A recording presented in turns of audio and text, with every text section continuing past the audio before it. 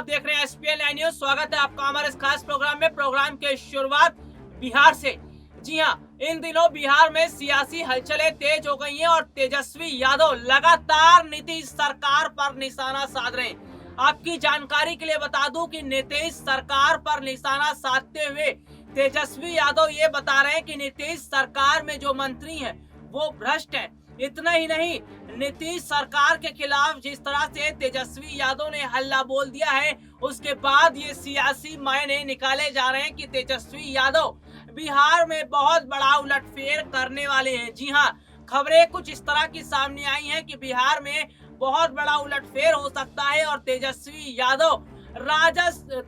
यादव बिहार के मुख्यमंत्री बन सकते हैं।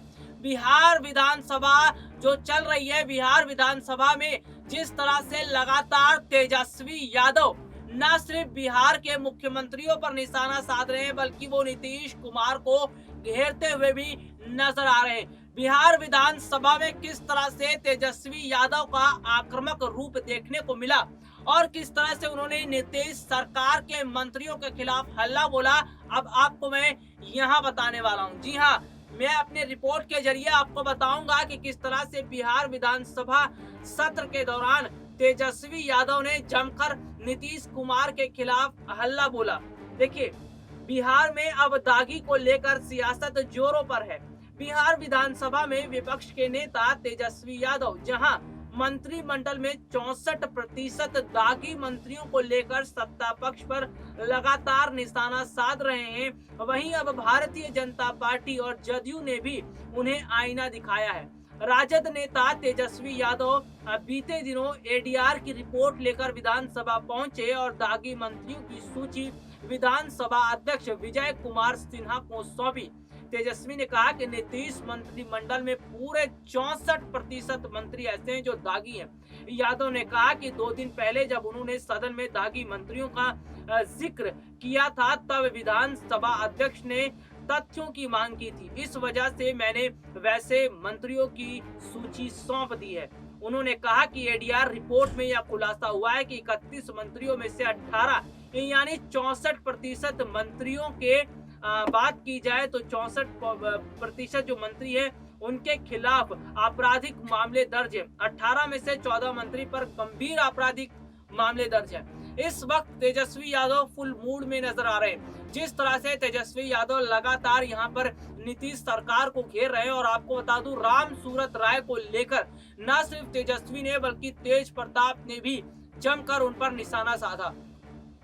बिहार में जो शराब कांड देखने को मिला है, स्कूल के अंदर जो शराब बरामद की गई, उसमें तेजस्वी यादव ने बताया कि राम सूरत राय का इसमें पूरा हाथ है। हालांकि राम सूरत राय ने भी तेजस्वी को साफ कह दिया कि शराब मामले में उनका कोई हाथ नहीं है, बस उन्हें फंसाने की कोशिश की जा रही है। तो ऐसे में बिहार विधानसभा के अंदर एक अलग माहौल देखने को मिल रहा है।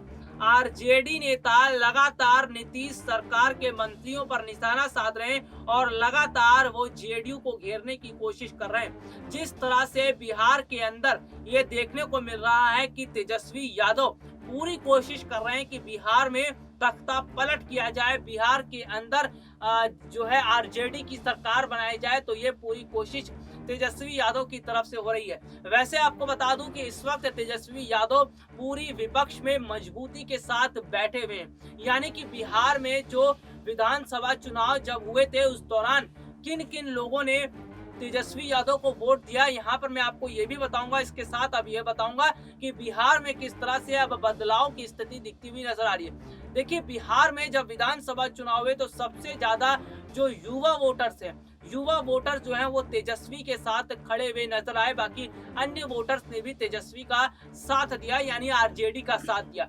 अगर बात की जाए तो जिस तरह से बिहार में विधानसभा चुनाव हुए, उसके बाद से जो जेडीयू और एनडीए की अगर हम बात करें तो उसमें खटापटक देखने को मिल रही थी, उठापटक देखने को मिल रही थी। और बिहार में ये एनडीए जो सरकार है मिलकर बनी है, इसमें अभी तक फूट देखने को मिल रही है।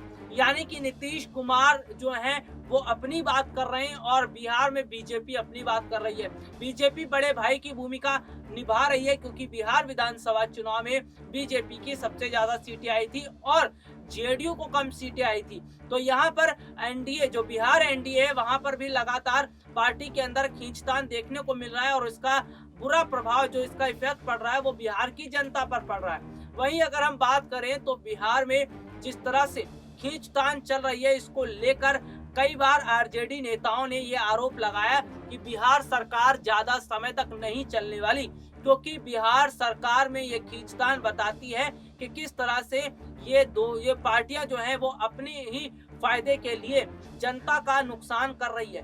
अगर हम यहाँ पर बात करें तो बिहार विधानसभा चुनाव के कुछ महीने बाद ही तेजस्वी यादव की बात की जाए और आरजेडी नेताओं की बात की जाए तो आरजेडी नेता कई बार खुलकर ये सामने आए हैं और उन्होंने कहा है कि बिहार में जल्द ही जो है माहौल बदलने वाला है और तेजस्वी बिहार के मुख्यमंत्री बनने वाले हैं, क्योंकि उन्हें बहुमत के लिए बहुत कम विधायकों की जरूरत है। और ऐसे में बताया गया था उनकी तरफ से कि बहुत सारे विधायक जो हैं उनके संपर्क में भी हैं। तो यहाँ पर देखिए आरजेडी की कोशिश पूरी है कि बिहार में कोशिश जो है उसको बढ़ाया जाए और बिहार में तेजस्वी जो है उनको मुख्यमंत्री बनाया जाए। आरजेडी नेता लगातार इस बात पर बयान देते अभी तक आए हैं और कई बार इस तरह की बयानबाजी भी उन्होंने की थी कि जेडीयू और एनडीए का गठबंधन भी टूटने वाला है, क्योंकि जिस तरह से दोनों के बीच खींचतान चल रही है ऐसी सरकार ज्यादा समय तक नहीं चल पाएगी।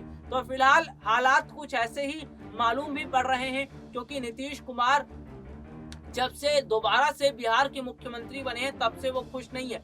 ऐसा लग रहा है कि मानो उन्हें केवल मुख्यमंत्री की कुर्सी पर बिठा दिया गया है और उनके पीछे काम कोई और कर रहा है, यानी कि काम उनके पीछे कोई और कर रहा है और चेहरा नीतीश कुमार को रखा गया है। तो यहाँ पर ये देखने को मिल रहा है कि नीतीश कुमार केवल बैठे हुए हैं और वो अपनी मर्जी से फैसला भी नहीं ले सकते।